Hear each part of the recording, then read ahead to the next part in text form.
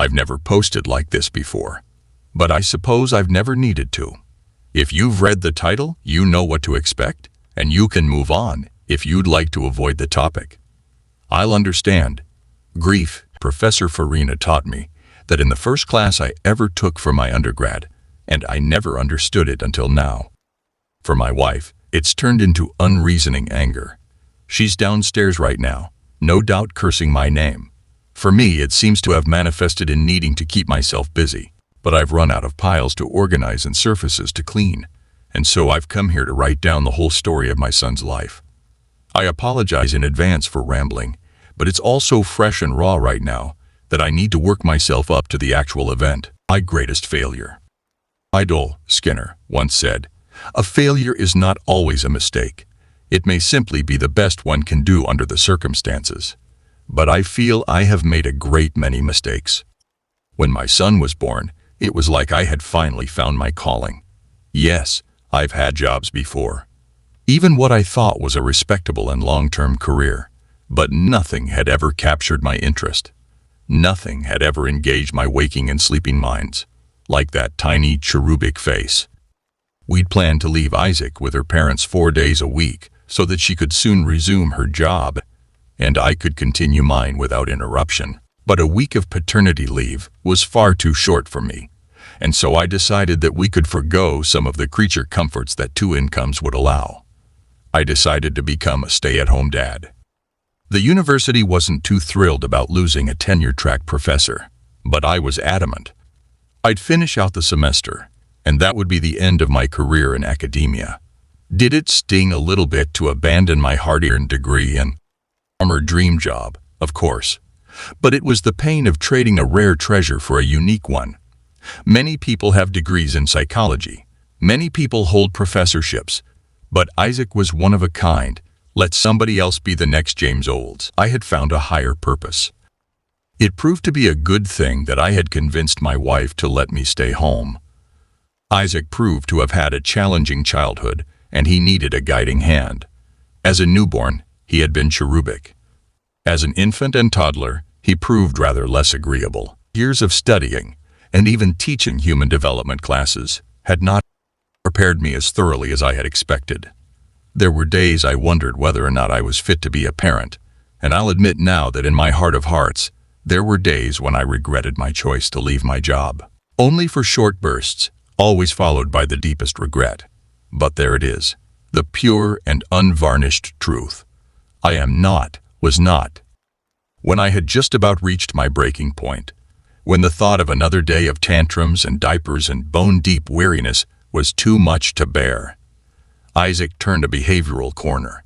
It came right after a terrible fright, the only real injury he ever suffered in his life. His mother always thought that when he fell and bumped his head so hard that he needed stitches, it must have knocked something loose. I didn't think it was quite as drastic as that, but there was a marked improvement from that day forward. And although I could never have stayed mad at him for long, I was even more lenient as long as he had that hangdog look and those bruised eyes. In fact, having been afraid for even a moment of losing him, I could hardly bear to discipline him at all. Luckily, I rarely had a call to do so. As the terrible 2 faded into memory, Isaac grew into a model child. His tantrums disappeared, and the willful and stubborn young boy became as tractable as any parent could hope for. He ate his vegetables, he cleaned his room, he put away his toys, and he made my life as a father an endless parade of delight. Seeing his bright smile first thing in the morning never failed to bring an answering smile to my face. I was worried, I'll admit, that he would change as he grew older and went to school. My wife called me a mother hen, half teasing and half exasperated with my worrying. After a year of public school, though, she began to agree with me. Our well-behaved son was in danger of reverting into the little hellion that had so exhausted us years prior. I don't know why she was worried about it. After all, I had more than a little experience in education myself and was perfectly qualified to homeschool. I think perhaps she thought that his emotional and social growth would be stunted if we pulled him from the public school system. It was not.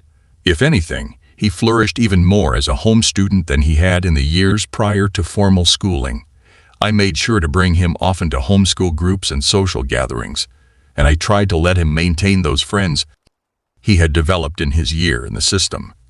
And in terms of scholarship, he excelled. It was soon obvious to me that Isaac was gifted and that those gifts would have been squandered in a formal classroom. Seeing how much he enjoyed learning warmed my educator's heart. While other children tolerated school and lived for cartoons and video games and reckless play, my boy loved nothing so much as sitting and reading, exploring whole universes with the same eagerness as some children explored dirty puddles and dangerous forests.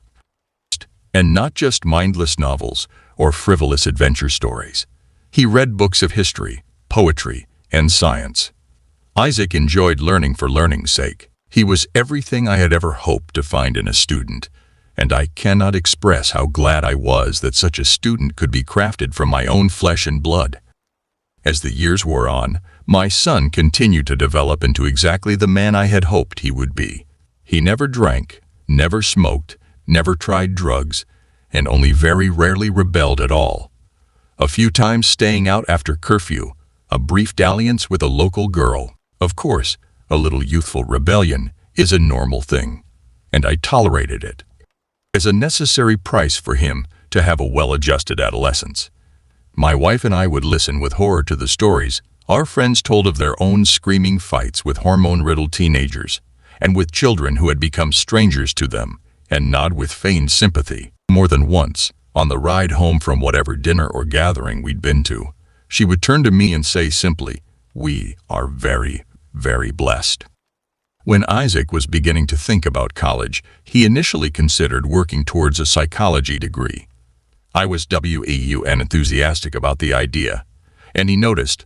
I know that he considered it a high form of compliment to want to follow in my footsteps, and I took it as such. But I told him frankly that I had found my degree to be so much wasted time, that it was a meaningless piece of paper, and that he would be better served working at a McDonald's, where at least they'd teach him a few employable skills. He took it as well as could be expected, and threw himself into a physics degree with gusto.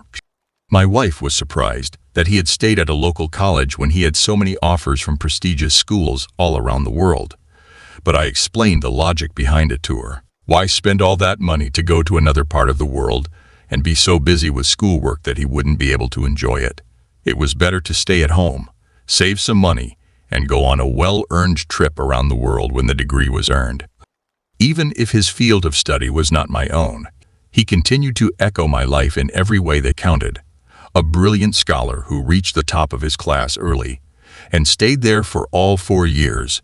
He earned distinctions and accolades the way that lesser students earned demerits and police reports. By the time he was done with his junior year, he had all of the subject area credits he needed to graduate and had taken most of the available electives besides.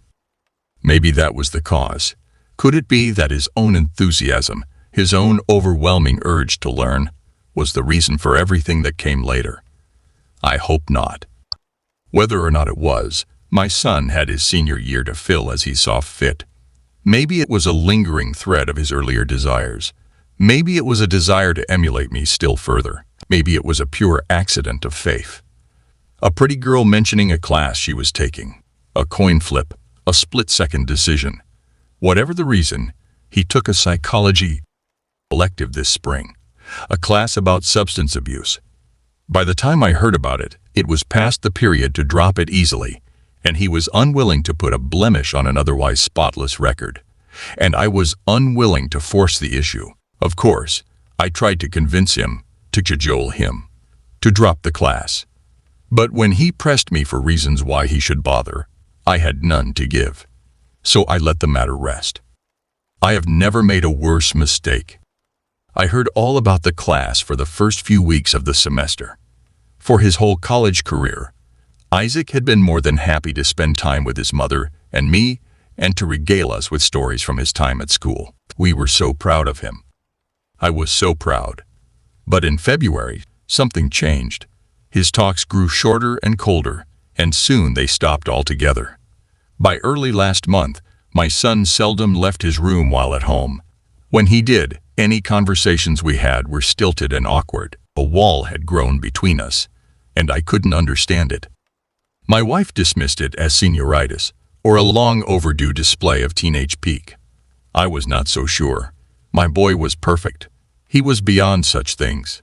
She and I agreed that, if it continued past spring break, the first spring break he had ever spent away from home, we would talk to him about it. We would get our son back, she said. And I believed her. I really thought I could do it, that no matter the problem, I could. But Isaac never came back from spring break. All that came to us from those sunny southern shores were frantic phone calls, a police report, a cold body, and sealed letters. My wife and I laid him to rest in a small, private ceremony a week and a half ago. As I gave the eulogy, I couldn't help but cry about what we had lost. Not just my son as he was, the light of my life, but the man he might have been. After many tears and brutal self-recriminations, my wife and I finally opened the envelopes that held our son's last words to us. The one addressed to me was written for my eyes only, but I'll copy it here for you. The words are too much for me to bear alone. My first memory of you is a happy one. You're holding me tight and comforting me, stopping my tears, and reassuring me that everything will be okay. That's been my memory of you for basically forever. The one person I can turn to who would make everything okay. The one person who would stand up for me and protect me no matter what. I wanted to be just like you, and you wanted me to be even better. That's why you pushed me, I think. In some twisted way, I think you honestly believed. Maybe you even still believe that everything you did was for my benefit. I know, Dad. I know what you did. Remember how hard you tried to convince me to drop substance abuse? I didn't really question it at the time, even if I didn't understand. I just wasn't raised to question you. But I get it now. The first time we learned about what heroin did for the brain, I was confused. Because of that pure rush, that pulse pounding. Oh fuck yeah, euphoria. That sounded too damn familiar. I had it all the time. Every time I crack open a book, every time I aced a test, every time I cleaned up after myself, mowed the lawn, or did what you asked, I got the exact rush that the book described as a result of an incredibly powerful opiate. I thought maybe I was making my own natural responses out to be more intense than they really were. So I looked into it some more. And person after person, documentary after documentary, convinced me that I wasn't imagining it. So I thought maybe I was some kind of freak of nature with a really strong natural reward system. Maybe. But a reward system that favored studying and eating healthy as strongly as heroin and sex. That's pretty fucking unlikely. I know you're probably surprised to see me swearing. I'm surprised to be writing it, believe me. It's not how you raised me. The thing is, Dad, I'm trying really damn hard not to care how you raised me. I had a CT scan done, just to check for any abnormalities. And what did they find? No tumor. There is no overdeveloped pituitary gland. Nothing unusual except for the big damn bunch of wires plugged into my brain. I called Mom and asked her if I had ever had brain surgery as a kid. I was freaking out, but I wanted to think that I was wrong. Something could explain this. But no, she said. Never. Just some stitches from when I fell down as a toddler. That Dad could tell me more about it since he was there. The doctor wanted me to go to the police or to stay so they could run some more tests. I told them I had to think about it, and I did. But I've thought about it now and I've decided something. I don't know who I am. A whole life, you've been pressing a button and zapping my brain into thinking it was happy whenever I did something that made you happy. Clean my room. Zap. Wash the dishes. Zap. Did I do my homework? Zap. And little by little, you molded me into the perfect little tin soldier of a son. Am I everything you ever wanted, Dad? Am I as perfect as you hoped I'd be when you shoved this fucking thing in my head? I don't know who I am. I'm your goddamn puppet. You killed whoever I was supposed to be. Whoever I should have been. You killed me and replaced me with whoever the hell I am now. No. No more. I don't know if I've ever decided anything for myself in my whole fucking life, but I'll decide on this much. When to end it. I hope you burn in hell. So now you see my pain. I had many dreams for my son. I knew he could be anything when he came of age, but I never thought he'd be ungrateful.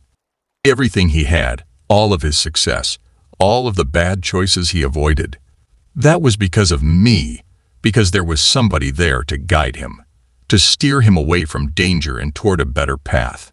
All I wanted was for him to be as good as the best him that he could be. All I wanted was to give him a push in the right direction. And at the end of the day, when I first thought of it, all I really wanted was for him to stop crying so much. Well, there it is, the cause of all my tears and all my wife's rage. I think in his letter to her, he told her what I had done. She burned it, so I can't be sure, but she came after me with a pair of scissors just after reading it, so he must have told her something. She's downstairs now in the basement. It's strange. While I was writing, I hardly heard her, but now that I'm almost done, her cries and screams are almost overwhelming. She blames me for what happened to our son and for what he did to himself, but she'll understand my point of view in time. When she wakes up from the surgery, she'll learn to forgive me.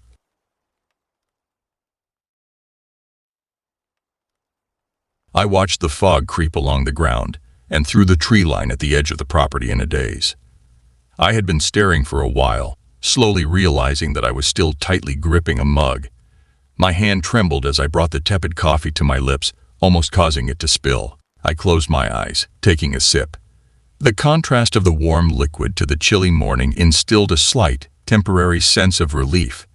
As I opened my eyes, the feelings of fear and uneasiness began to re-emerge. My other hand was still clinging to my phone. The screen was now black from timing out. I knew that I needed to unlock it and keep watching the camera footage from last night. I had to check and see if anything else happened, but the overwhelming feeling of dread was paralyzing. Eventually, I managed to push through and open the video, gulping down another swig of coffee before pressing play. I slowly tracked through the few hours of familiarity and utter stillness that always permeate the house after Magdalene goes to sleep. The recording showed the hallway, adorned with portraits of her loved ones, past my door, the bathroom door, and the door to her bedroom at the end of the hall. Her door had been left ajar, just like it always was. Then it happened. The old heavy oak door began to slowly open. The squeak of the hinges sent shivers down my spine and stirred a wave of anxiety and anticipation for what I knew was coming next. Through the darkness, a figure started to take shape in the doorway, making its way toward the camera. It appeared to be walking backward, hunched over forward towards the doorway, with its arms hanging limply. The floorboards creaked steadily with each slow, lumbering step. As it drew near, I could now begin to make out the floral pattern of a nightgown. I began to press backward into the old porch chair, almost as if instinctively trying to get away, while it continued to approach the camera, my heart drumming intensely as I prepared myself.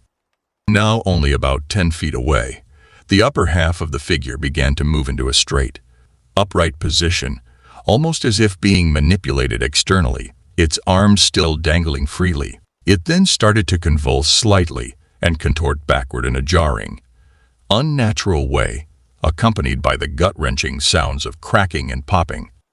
The limp arms adjusted accordingly, with the angle of the torso, again hanging towards the floor. I could now see its long, stringy, extremely thin, and patchy white hair dragging along the floor between its legs as it continued to move toward the camera, never skipping a beat. It was now face to face with the lens. A faint, ominous voice crackled forth, almost inaudible, like the sound of the final escaping breath of death. "I know you're watching." A shriek escaped my lips, and the coffee mug slipped from my hand and shattered across the concrete porch. My eyes were still locked on the terrifyingly gruesome face, the head convulsing as it slowly swung from side to side like a pendulum. Viewing the footage again confirmed that this was real and that I hadn't imagined it. "Cheryl, are you all right, dearie?" Magdalene asked through the screen door. "Yeah, I'm fine," I replied without looking in her direction, hitting the lock button on my phone as I stared off into the distance. I heard the old spring on the door creak as it opened a little, and out of the corner of my eye, I could see a small section of a floral print nightgown gently swaying in the breeze. She spoke again. "Oh my, So that was the commotion. Well, once you get it cleaned up, come on in and we'll get you another. Okay, Magdalene. I'll get breakfast started too, but it's awfully chilly out here this morning. I don't want you to catch a cold. You're sweet, dearie. I don't know what I'd do without you. She retreated inside, the rickety screen door closing behind her with a dull thud. I took a moment to collect myself as best I could before picking up the shards from the mug and reluctantly making my way inside. I've been Magdalene's live-in caregiver for the better part of a year now. She's been a close friend of my family for many decades, starting with my late grandfather and great-grandparents when he was just a young boy. And over the years, she has always been an all-around kind, reliable, and supportive neighbor. I use the term neighbor loosely, as even though her property was the closest to ours, it was still almost a half-mile away. I look back fondly at my memories of playing in the woods with my brother and always seeming to somehow end up on her property. We were always invited inside for fresh cookies and stories of the good old days, but I digress. We have always had a close relationship with her and would do anything we could to look out for the old widow with no family of her own, which brings us to the topic at hand. When my mother informed me that Magdalene, 96 years old, and in a progressing state of dementia, needed someone to look after her, but was unable to afford professional services, I didn't hesitate to volunteer for the job. My mom would have readily taken the position herself if she wasn't the main source of income for our household, and I was elated that I chose to do so. We wanted nothing more than for her to be able to live comfortably in her own home until it was either her or until she reached the point that she required admission into a nursing home. I may not be professionally trained, but I know how to cook, clean, and sort medicines, and my mother taught me how to check vitals using the devices she was able to procure for Magdalene. I also have nothing going for me in my own life. No husband nor children of my own, no career, no attachments. I've basically just been going with the flow my entire life and felt that some routine and purpose may help me figure out a path in life. Magdalene is one of the sweetest old ladies you could ever meet, and I wholeheartedly believe the woman has never felt a single ounce of hate or malice toward anyone in her life. I fully expected her to not recognize me, or at the very least not be able to remember my name, but she never seemed to have issues recognizing who I am. Being a caregiver is in no way an easy job and progressively takes its toll, but to me, it was worth doing for her. Everything was going smoothly until a few weeks ago. Late one night, after what I refer to as her bedtime mumbling had ceased, signifying that she was now fully asleep, I laid awake in the dead silence, thinking about life. All of a sudden, I heard what sounded like the steps of bare feet passing my bedroom door and going towards her room, only there was something off about them. It sounded as if the feet had long nails that were clacking against the hardwood floor with each step. I quietly sat up in bed, listening closely.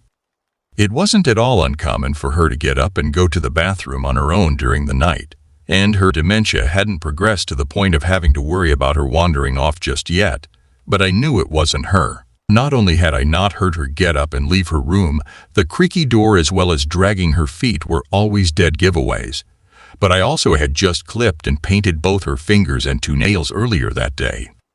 The footsteps approached the door to her room, and were followed promptly by the sound of her door creaking open. I was slightly startled, but admittedly, I was also curious and obligated to investigate. I slowly moved the thick handmade quilt to the side and quietly crept towards my bedroom door, placing my ear against it in an attempt to better hear whatever may be happening on the other side. Silence. Utter stillness. There was no doubt in my mind that whoever was walking around was still standing in that doorway, as I hadn't heard any more footsteps after the door opened nor the sound of Magdalene getting back into bed. I hesitantly wrapped my hand around the doorknob and began to turn it, trying my best not to make a sound. After opening the door just a crack, I peered out into the darkness towards her bedroom. Against the pale light of the moon beaming in through the gap in the curtains, adorning her old bay-style window, I could make out what appeared to be the silhouette of a tall, brooding figure, stooping down as if looking at Magdalene. Her bed was situated beneath the window, with the headboard against the adjacent wall. The shape wasn't beside her bed, nor was it on it. It appeared to be hovering above Magdalene. I could see her lying there in bed, still sleeping. "Everything all right, dearie?" I heard Magdalene call out, followed instantly by the click of the lamp on her nightstand turning on. I couldn't believe my eyes. There was Magdalene, now sitting straight up in her bed, her eyes locked onto mine as if she had been awake and watching me the entire time. The silhouette seemed to have disappeared. I stared at her for a moment, mouth agape, before finally responding, "Oh, yes, everything is fine. I thought you were asleep." Magdalene smiled, that same genuine smile that never faltered even without her dentures in. "I'm quite all right. Don't you worry.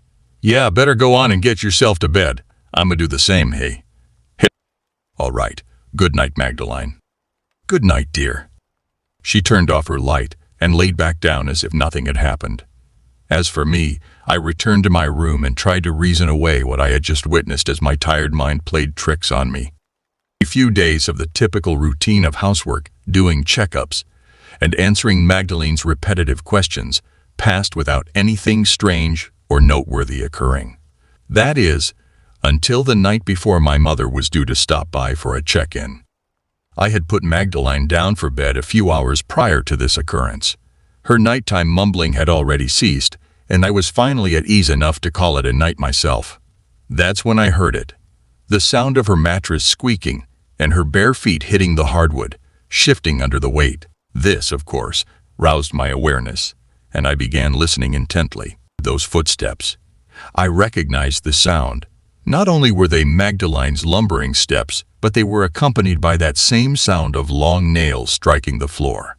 I sat straight up in bed as quietly as I could, a sense of beginning to overtake my body.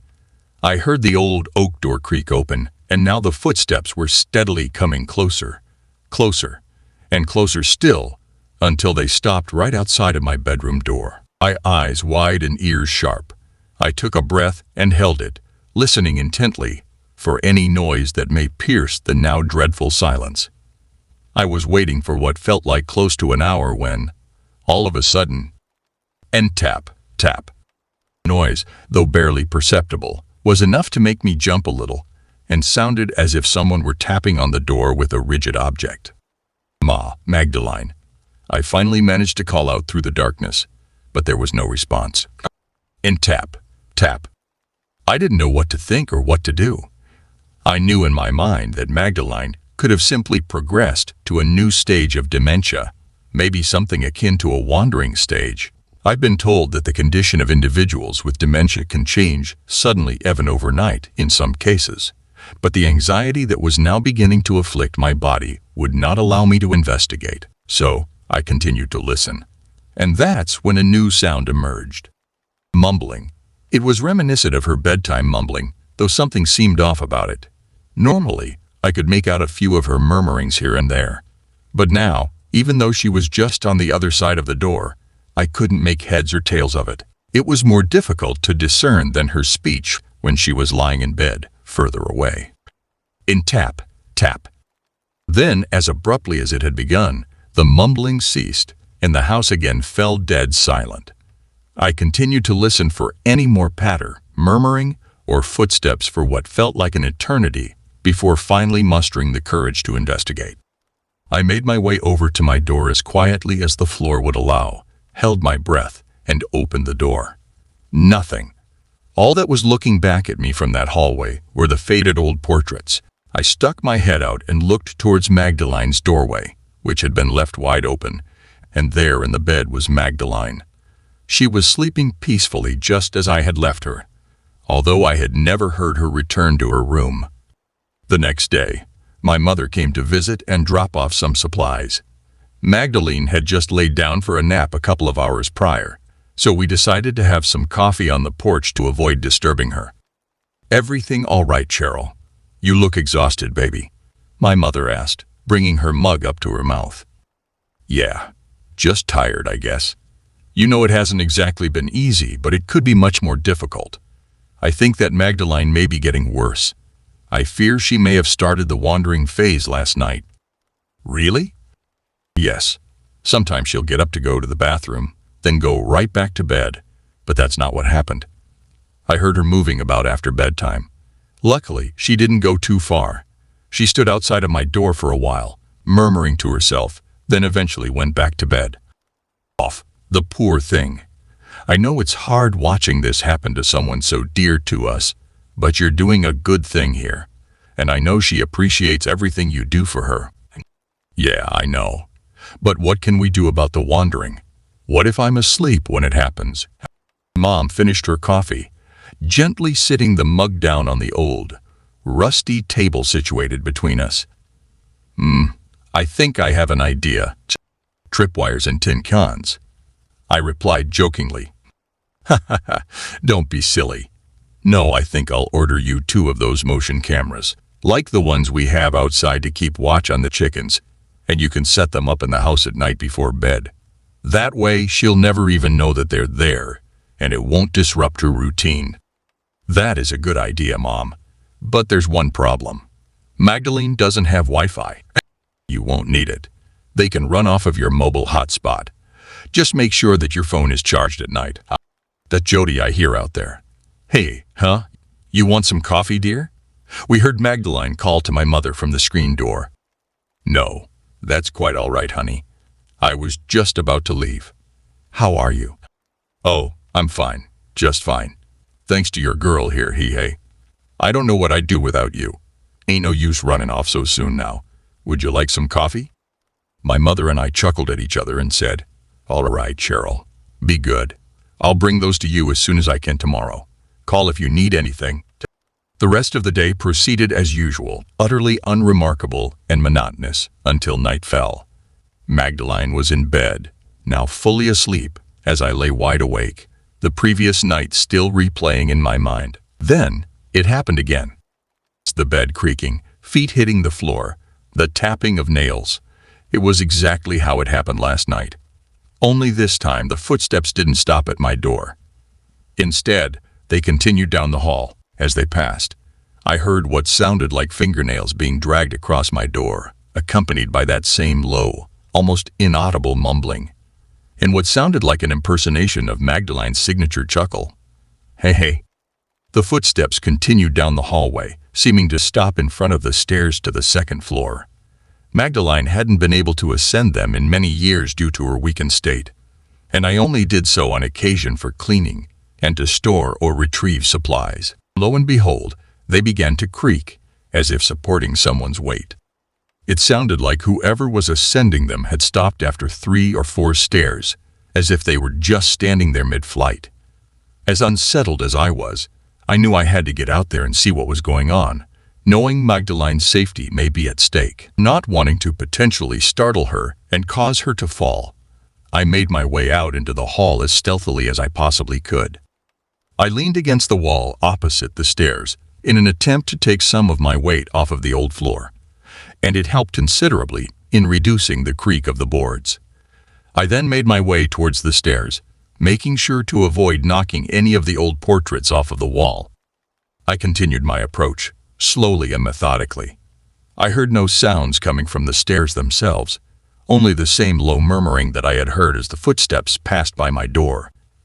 I almost gasped as the staircase finally came into view. Standing not midway, as I had assumed, but on the middle landing, was Magdalene, bathed in the light of the full moon. Her dark silhouette was a stark, eerie contrast to her pale brilliance. I couldn't fathom how she managed to get to that point in her feeble state, as well as without me hearing anything. But that was the least startling aspect of the situation. Magdalene was facing the window of the landing, almost completely erect. Instead of taking her perpetually hunched posture, it appeared as if something unseen was steadying her and holding her up. Her head was still drooping between her shoulders, slowly rocking from side to side, almost in rhythm with the mumbling. All of a sudden, I heard a sickening pop, accompanied by the sounds of bones crackling. She was no longer hunched over whatsoever, now arching slightly backward, arms back, and bent at the elbows as if being restrained. Her head snapped back, almost as if forcefully pulled, and I could see the light from the moon now streaming through the thinning hair on the top of her head. Then I saw it. It was extremely faint, but I could now make out the shape of the same silhouette I saw in her room, towering over her like a giant. I threw my hand over my mouth to prevent myself from screaming, but in doing so, I accidentally knocked one of the portraits off of the wall, sending it toward the floor with a crash that pierced the silence. The mumbling stopped. I was frozen in place, absolutely horrified and cursing myself internally. My eyes locked onto her in anticipation. I watched as the shadow seemed to swirl and dissipate into her body. Then I heard it again, the gut-wrenching popping, the crackling, and watched in total disbelief as her upper half began to fold backward, facing me. Hey! I darted back to my room faster than I had ever run in my life, slamming the door and locking it with the old barrel skeleton key. I kept on the table next to it. I waited and listened, fully expecting to hear footsteps followed by Magdalene trying to get through the door. But I heard nothing. It was dead quiet, and I stood there in the middle of my room, frozen, my heart about to burst through my chest. It felt as if time was standing still. And tap, tap. The sudden noise and the realization that she was there outside of my door, and that I hadn't heard any indication of her approach, sent me stumbling back onto the bed, my blood running cold, and trying my best to steady my breath. I stayed awake nearly the entire night, long after the tapping had stopped, and long after I was sure that she had returned to bed even though I never heard her do so. Eventually, I gathered the strength to venture out of my room. I looked over through the crack in the door into Magdalene's room. To no surprise, she was still fast asleep. Or venturing down the hall, I inspected my door. There was no evidence of the scratching I had heard. Maybe I'm just losing my mind or having vivid nightmares, I thought to myself. Although relieved at finding no evidence, I was still fairly shaken. I made my way into the kitchen, brewed myself a pot of coffee, and went to sit on the porch, awaiting my mother's return. I almost jumped with glee when her car finally rounded the turn at the end of the old dirt driveway. "Hey, hon, I just got off work. Has anything new happened since yesterday?" she asked as she handed me a couple of brand new motion cameras, still dressed in her scrubs. "Mom, I think something is wrong with Magdalene." "What do you mean by that?" she replied as she lowered herself into the empty chair. "She's been acting very strangely at night. I know you wouldn't believe me even if I told you." I didn't want to tell her what I thought I had seen. I knew she'd think that I was off my rocker. "Well, it's not only the fact that she's wandering at night now, it's that there's something off about it. It's almost as if it's not her at all, like something is making her, forcing her to behave in a way that's, I don't know, kind of scary," I answered, still staring off into the distance. "Are you sure you're all right?" my mother asked, placing the back of her hand against my forehead. "I'm not sure. I feel like I'm losing it." I froze. Panic began to wash over me. My blood turned to ice. It was up and about. I had alerted it, and it had managed to approach without me knowing. I slowly turned my head to the right, and there stood Magdalene. Her body again contorted backward, her face horrifically warped, between me and my bedroom. The bathroom door didn't have a lock, so I had to think fast. I turned left and sprinted towards the stairs, practically throwing myself up both flights. I rounded the top landing and bolted into the closest upstairs bedroom, slammed the door behind me, and began fumbling with the key in the hole. "On, lock," I wailed, tears rolling down my face. Upon hearing the lock engage, I fell back onto the floor and scurried my way backward until I hit a wall, quickly pulling my phone out of my pocket. It took all of my might to get my shuddering hands to cooperate, but I finally managed to open the camera feed that was focused on the stairs. Magdalene came into the frame from the left, still misshapen and floating a few inches from the floor. She was again seemingly suspended in the air by something unseen. I could see the large window in the middle landing from the feed, and the sun was beginning to rise. Instead of ascending the stairs, Magdalene was led into the middle space of the stairwell. I could see the shadow figure begin to take shape in the low light, towering above her and facing the window. It was holding its hands at a downward angle, slightly spread apart. Dark tendrils were coming from its fingers and going straight into Magdalene, attached to her head, back, arms, and legs. I watched as it began to slowly raise its hands, pulling Magdalene's entire body upwards as it did so, high into the air. All of a sudden, I heard a knock from the front door. "Hello, are you guys okay?" It was my mother.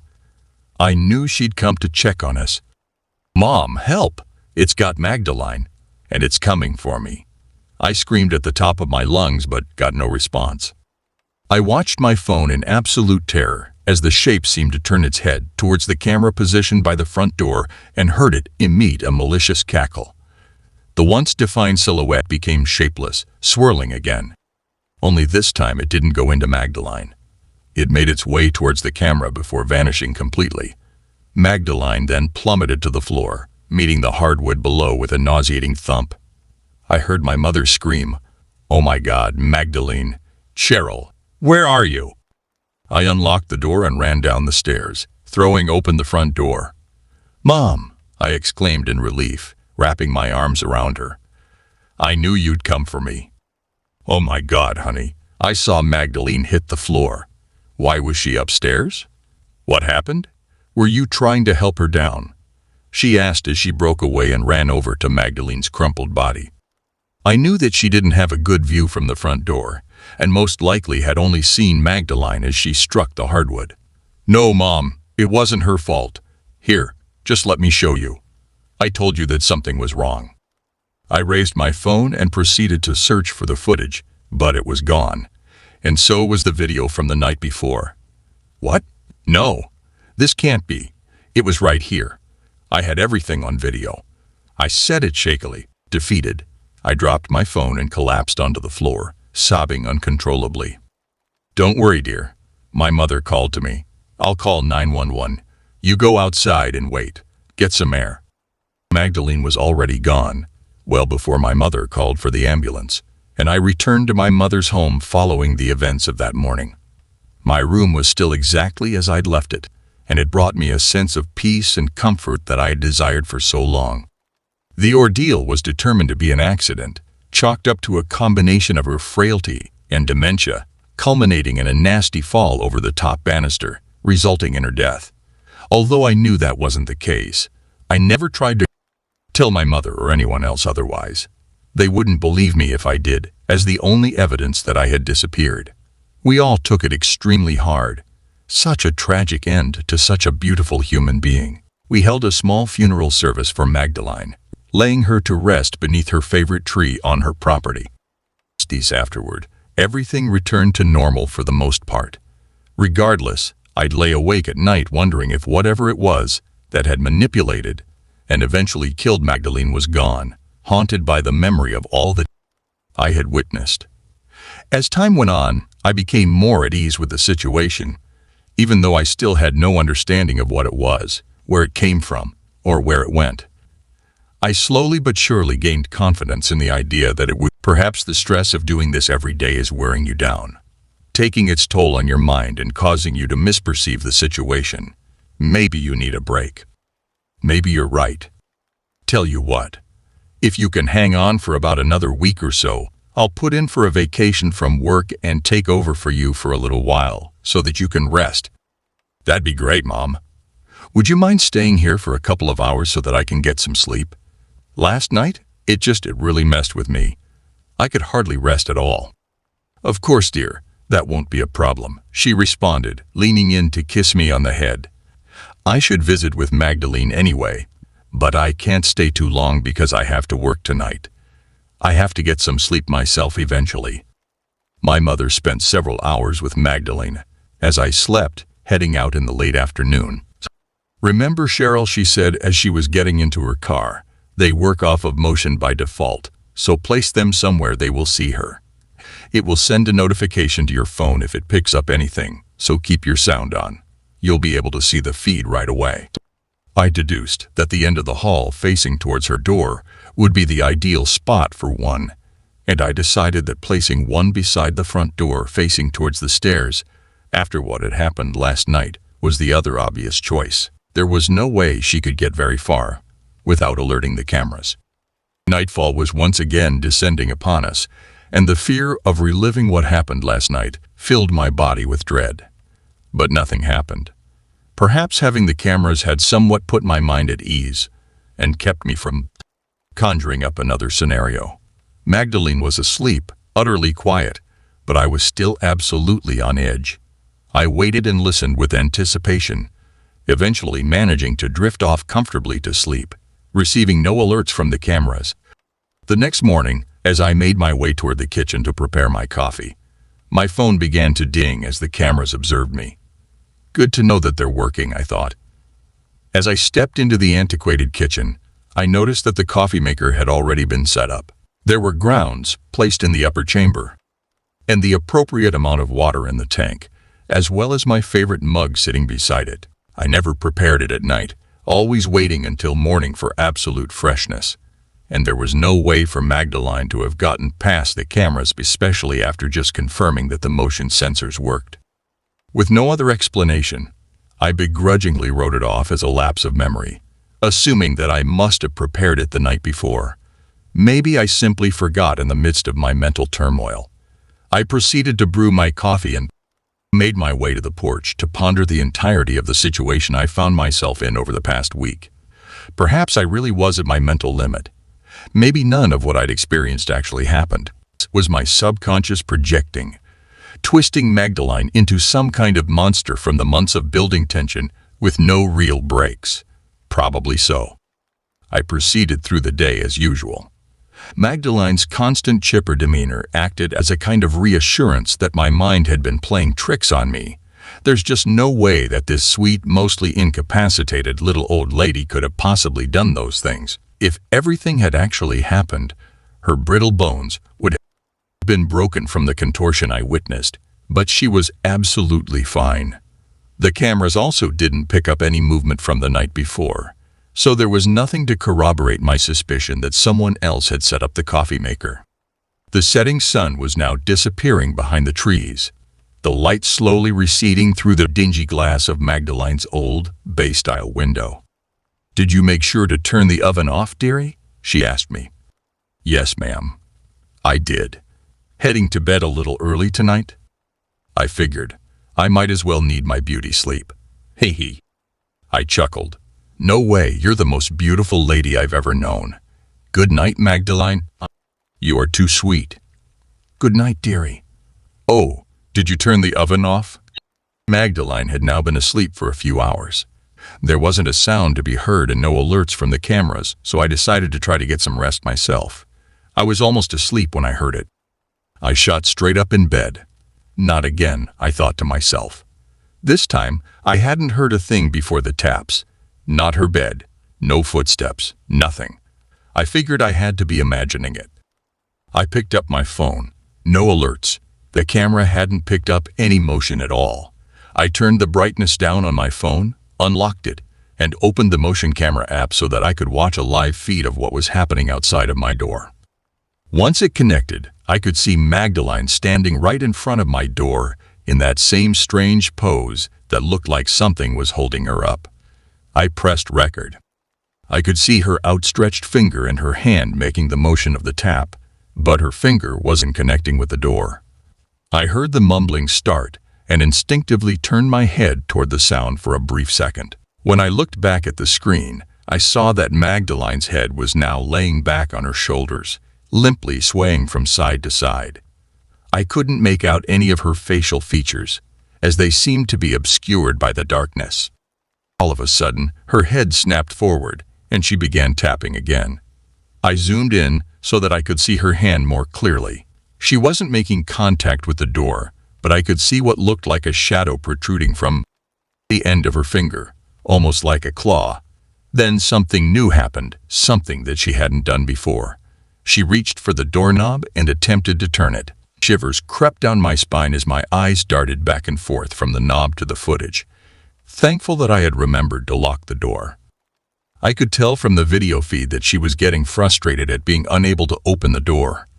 She began forcefully banging upon it, and I became petrified at the thought that Magdalene might just bust her way through. Then I heard the mumbling again. Only this time I could understand it. I was being directly spoken to through the door, but the voice was not Magdalene's. It was male, ominous, and sinister. Even though I could make out the words, they sounded like little more than a forced groan. "Let me in, dearie. I can't do it myself with this old body." I have no idea what came over me, but before I even realized what I was doing, I was standing at the door screaming in response, "Get out of here, and leave us both alone. Go back to whatever hole you crawled out of." Everything was still for a moment, and then it said to me, "I'm the one that gives orders and pulls the strings around here. You'll see soon enough." I watched the feed in utter disbelief and horror as Magdalene was lifted a few inches off of the ground, almost as if attached to a pulley system. She was then turned away from her bedroom door, facing towards the camera, with her right arm out to the side. She began floating backward, fading into the darkness of her bedroom, the shadow nails on the tips of her fingers scraping along the wall. Her door slowly creaked closed, slightly ajar, like I always left it. I dropped my phone and held my face as I began sobbing uncontrollably, falling back into my pillow as I sank into a sea of fear. I eventually managed to cry myself to sleep, relieved that it seemed to have stopped for now. The following morning, as I stepped out into the hall, I looked over to the left for the scratch mark. Again, there was nothing at all, as if it had never happened.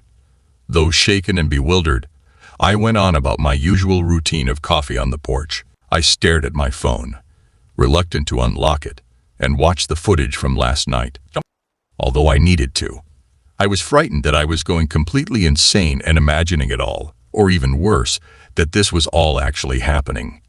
I knew that I had to, as it was the only way to know what was really going on. So I proceeded to unlock my phone and play the video. The scene was depicted exactly the way I remembered it happening.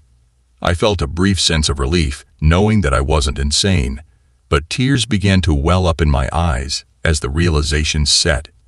Something was controlling my sweet Magdalene, and it was trying its best to get to me. It then occurred to me that the camera had never stopped recording, and that I still had footage from the rest of the night. I wasn't yet ready to look through it, so I began staring off into the distance, attempting to mentally prepare myself. By the time I came back to reality, my coffee was almost cold, and my screen had timed out, but it was now or never. Trembling, I unlocked my phone and played the video. Hours of stillness, silence. Then I saw it emerge from the darkness of Magdalene's room.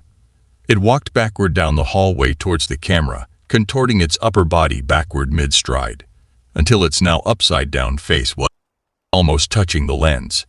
The once warm and familiar face had been twisted into a sinister grin, gums exposed, and was made more unnerving by the black, emotionless eyes that were now set way back into that aged and decrepit face. There were concave black streaks, almost like extended crow's feet filled with tar, lining the sides of her face and cheeks.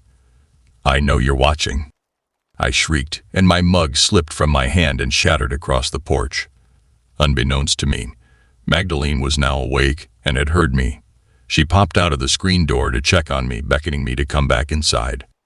After she was out of sight, and I was sure that she could no longer hear me, I attempted to call my mother, but my phone wouldn't dial out. I tried to send her a message, but to no avail. I couldn't get anything to load on the internet browser, but somehow my hotspot was still functioning, and the cameras were still connected. How could this be? Did it want me to keep watching? After collecting myself, I went back inside and proceeded through the morning routine as best I could.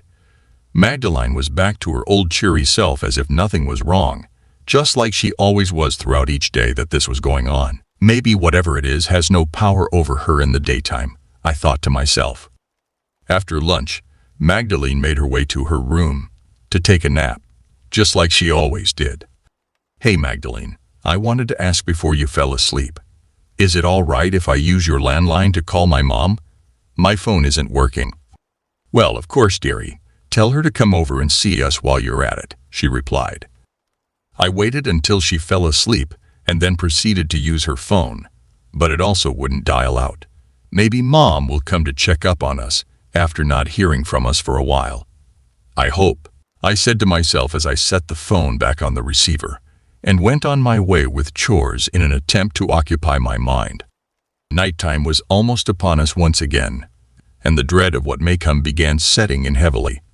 After I got Magdalene into bed, I made myself another pot of coffee so that I could keep myself awake. There was no way that I was going to allow myself to be caught off guard by this thing. After I finished my coffee, I headed back towards my room, jittering all the way. I locked myself inside and set the cameras to begin recording. Almost the entire night went by without so much as a peep. The pot of coffee was now taking its toll, and my bladder felt like it was about to burst. Leaving my room was the last thing that I wanted to do, but I didn't have much of a choice.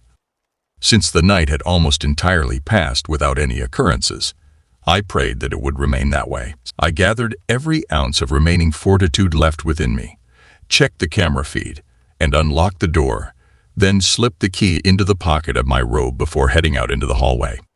I made my way to the bathroom as silently as I possibly could, my heart pounding relentlessly the entire way. I had to avoid alerting whatever had a hold of Magdalene at all costs. I didn't know what would happen if it managed to get to me, but I had no desire to find out. I finished my business, checked the cameras, and quietly stepped out into the hallway. Your heart betrays you, eh?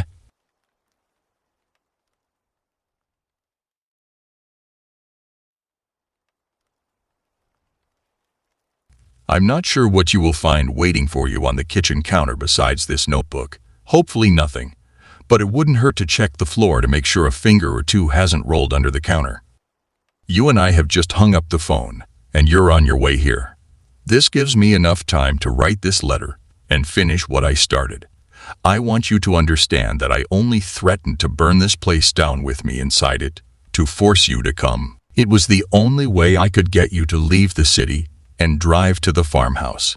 You would have thought I was mad if I told you over the phone that I solved the mystery as to why no one has ever found Mom's body. The answer lies in the kitchen drawer. Of course, I'll be gone too by the time you get here.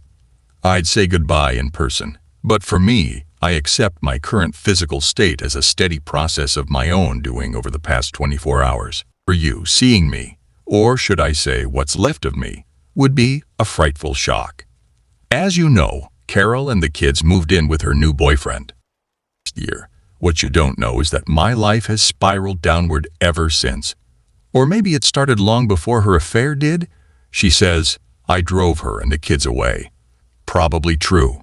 The ones we're closest to always see us crashing long before we even realize we're in a tailspin. Not long after they left, I lost my job. I stopped paying my bills. I stopped socializing, regrettably, even with you. I stopped everything. Well, not everything. The bottle has become my companion. I guess I'm more like Dad than I ever wanted to be. So, of course, I was drinking when Carol showed up at my apartment and demanded that I sign the divorce papers. That didn't go well at all. The bottle made sure of that. So I fled and came here. As far as I can tell, no one has been inside since we were removed and placed in the boys' home. It is sad to think that this house never got a second chance at having a happy family. As bleak as our childhood was, I still pictured our home in the fair condition Mom kept it in during our youth. So when I arrived here 2 days ago, I was dismayed to see how decrepit it had become. Weather damage and the corrosion of time have plagued the roof and wooden frame, making them look sickly. In fact, the surrounding neighborhood looks bad, as if the atrocity spread from our house and infected the whole town. And as you can see, the inside is worse. No electricity, no water. Filth, mold, and the stench of abandonment pollute the air. The wooden floors are rotten. The painted walls are chipped, and the wallpapered ones are peeling. I didn't look around much, since there isn't a lot I want to reminisce about. No, drunk as I was, my purpose was unclouded. I entered the kitchen, littered with rat turds and cobwebs, and was almost disappointed to find the outside of the kitchen drawer decayed, with its steel handle rusted. However, I did get the shock I was expecting when I opened the drawer. Empty, clean, unchanged with time. Look for yourself, Thomas. But I warn you, do not put anything in the drawer. Not yet. With great curiosity, I examined the drawer. First, I tried to take it out by sliding it along its tracks, but the drawer did not want to come up. Then I felt along the inside of the cabinet, and every inch of it was sturdy and smooth. I looked closely at the metal wheels and slides and found them shiny and unscathed. So it makes no sense that the drawer is irremovable, and it is even more illogical that it should be in such great condition after 2 decades of neglect. Then again, as you might recall, this drawer does have a history. Mom would always complain that the cabinet was too big to keep important papers in. Nevertheless, it became the one place in the house where she and Dad put all kinds of stuff. And it was Mom who used to say that the drawer ate the stuffing. Bills, letters, pens, and pencils. Whenever Dad was furious about a bill or anything with pertinent information getting lost, Mom would swear that she put it in the drawer, and now it's gone. Dad would beat her. Later on, she would tell us that the drawer ate whatever she got punished for losing. We'd agree, but how awful it must have been for Mom to feel patronized by her own children while nursing black eyes and swollen lips. Harden your heart, dear brother, for you must read the words you have never permitted me to speak in person. In respecting your wishes, I have kept a dark secret that not even Carol, nor the police who interrogated us that night, are privy to. On the night that Dad killed Mom, I saw the drawer eat something. Dad and the bottle were hanging out all day when someone came to the farmhouse and gave him an envelope. You and Mom were upstairs. The man drove away, and my dad opened the envelope right in front of me. Since we were always poor, my eyes must have opened as wide as Dad's at the sight of all that cash. It was the first time I saw 2 things: $100 bills and Dad's smile. He was jubilant as he counted $5,000 out loud. Keep in mind that this wasn't a shared moment between us. I was a witness. He was too drunk to see me sitting at the corner of the table, doing my homework. I watched him tuck the cash back inside the envelope and go over to the kitchen cabinet. He opened the drawer, put it inside, and closed it. Then he went back in the living room to share the news with the bottle and call someone on the house phone. Mom came downstairs and started doing dishes. I swear to you, brother, she did not open that drawer. But when Dad hung up the phone and returned to the kitchen, the first thing he did was open it. His face said it all. The rage was like a switch that had been flipped on. Dad threw everything out of the drawer until there was nothing left. He accused her of stealing his money. She didn't have a clue as to what he was talking about. That didn't stop him from hurting her. Eventually, Dad noticed me. I suffered a few blows, as I was also forced to deny stealing his money. He sent me up to my room, and there I stayed like a coward as Mom fought to her last breath. I've always admired you for sneaking out of your bedroom window, going to the neighbors, and calling the police. I'm glad Dad got caught. Literally, red-handed. Blood all over himself, on the saw he used to presumably dismember her, and blood all over the kitchen. Everywhere except inside the drawer. The cop said it was as if Dad had a plastic bag in that drawer that he kept putting body parts in, but they could never determine where the body parts went from there. Mom was gone. Every single part of her. Only the stain of the crime remained, which is sadly ironic because she hated a messy kitchen. Mom would have cringed at the notion of one day being reduced to a blood stain. Dad was drunk during his confession, but it was still admissible in court when he told the officers on scene that he killed his wife in a fit of rage. He never admitted to dismembering her. Despite all of the blood evidence, her bloody clothes were found on the kitchen floor. When asked how he disposed of her body, from his original confession to his dying words in a prison hospital, he always gave the same response. You wouldn't believe me if I told you. Yesterday, I woke up on the rotted kitchen floor, having passed out drunk on my first night back in 26 years. I immediately went out and got another bottle. Just like Dad. I came back here to the scene of the crime and the bottle, and I opened up our souls. Why didn't I try to save Mom? Did Dad do what I think he did with her body? Does the drawer really eat stuffing? Bills, letters, pens and pencils, flesh, bones, organs and hair.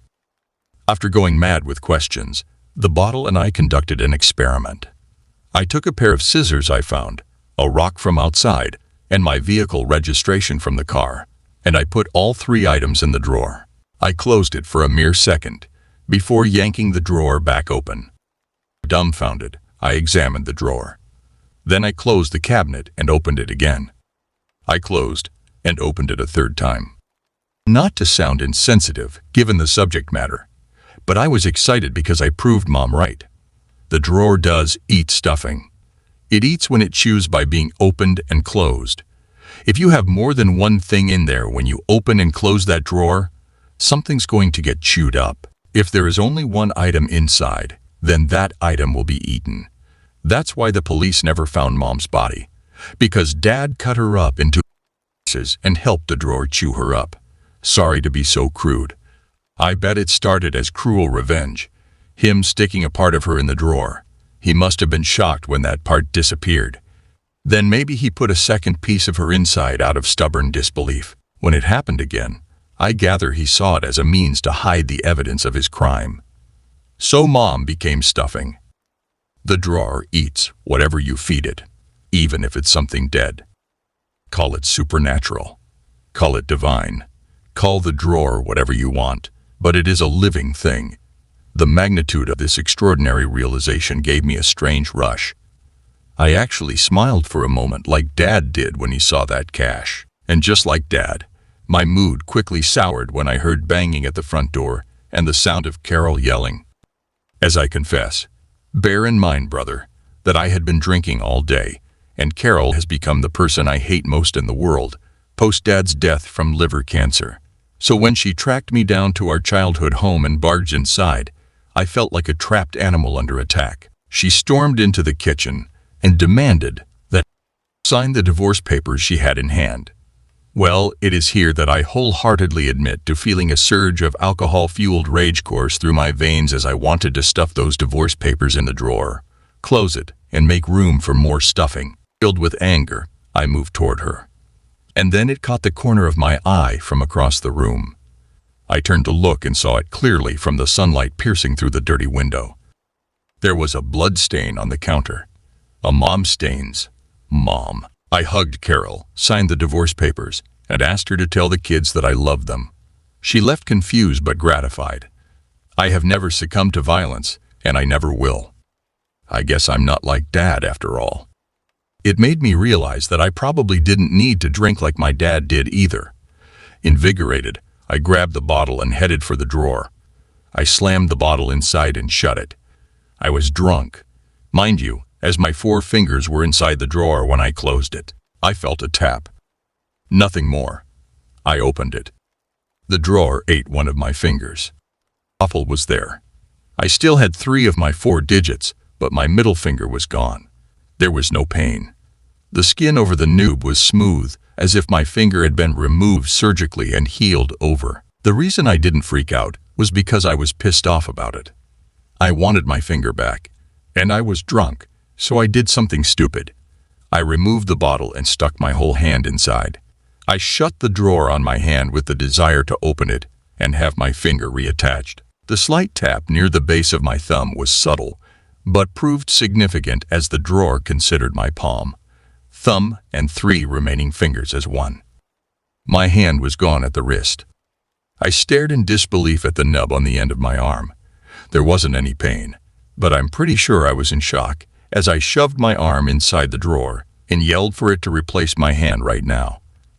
I drunkenly slammed the drawer closed on my arm, and then I stood up. Yes, the drawer ate my arm. I used my other hand to feel the nub at my shoulder blade, where my arm used to be connected. I remember laughing and feeling dizzy. And then, for the second time since I arrived, I passed out on the kitchen floor. When I awoke, there was a strange sensation with my missing limb. I could feel all of my fingers attached to my hand, which felt reattached to my arm. I'm not talking about phantom limbs. I'm saying that wherever my arm was, it was whole again. I could touch my missing fingers together. I could snap with my thumb and middle finger, which was the first part of me to go, and now it's back in place. I felt my missing hand crawl around a strange floor. Then I bent my arm at the elbow and felt the nub above my armpit, where my arm ends. The drawer eats whatever you feed it, even if it's something alive. My revelation inclines me to believe that the drawer doesn't care whether you're dead, alive, or in pieces. The end result is that it puts you together again, whole on the other side, wherever that is. It begs further questions. Did Mom get reconnected piece by piece? And if so, maybe she got put back together alive.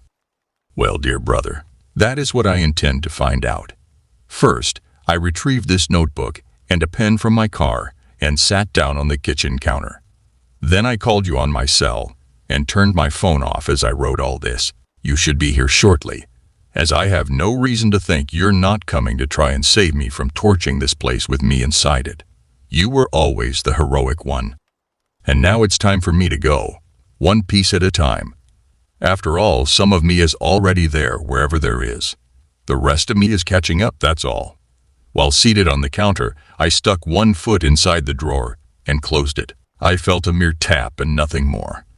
I lifted my leg up and stared at the ankle nub where my foot used to be.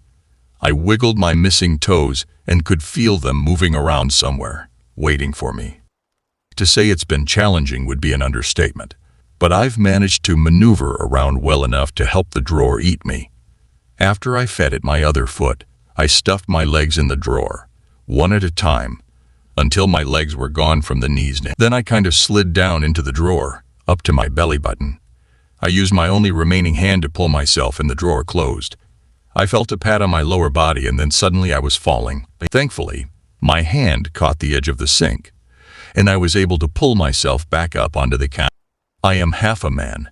From stomach to head, with but one arm to finish this letter, I lower myself down into the drawer. Then I will stuff myself inside and pull the cabinet closed, reuniting with the rest of me. Again, may I remind you to check the floor for fingers in case I lose one while closing the drawer. And if so, be a sport and toss them in, one at a time. I'd hate to be incomplete wherever I'm going. If I'm right and Mom is there, I will tell her you love her. Who knows? You might even decide to come join. Arthur, thank you for writing this letter. I'm sorry that your final attempt didn't go as successfully as you certainly hoped. Your hand was crawling around the floor when I entered the kitchen. I screamed and stomped on your hand several times. Sorry about that. I hope it didn't hurt you too badly, wherever you are. I wonder if you were consciously controlling your hand when it grabbed hold of my shoe, or was it instinctually grasping at me in survival mode? Either way, I threw your creepy hand in the drawer. Of all places? It's as if the drawer wants us to feed it. No, maybe it does have influence over this place and us. I closed the drawer and found this notebook lying on the counter. After reading it, I summoned the courage to open the drawer again. I hope your hand found you well, my brother, and that you are whole. Since you confided in me, allow me to share with you a secret I too have kept all these years. Of the heroics you mentioned, when I ran to the neighbors, I didn't go out my window. I snuck out the back door. But first, I crept to the kitchen doorway and saw Dad stuffing Mom inside the drawer. Piece by piece. That's why I've never been able to discuss that day. Regrettably, not even with you. And for the rest of my life, I have suffered nightmares of seeing Mom in some strange place where she's been put back together again, piece by piece. Except for her reattached head, her limbs are bloody and crooked. She is whole, but not alive as she reaches for me. I'd wake up screaming in my bed. I still do. And I pray that if you do find Mom whole, she is the version you hoped for and not the one that haunts me. Last night, I had another nightmare. Mom was in that strange place, but for the first time, you were standing beside her on crooked legs. Both of you are whole, but in pieces. Not alive, but still reaching for me. I apologize for sharing such a morbid vision, but I hope it explains why I dare not attempt to join you. After I feed this notebook into the drawer, I'm going to burn this place to the ground. Call it mystical. Call it magical. I don't care what you call this living abomination, because this letter is the last thing that it's ever going to eat.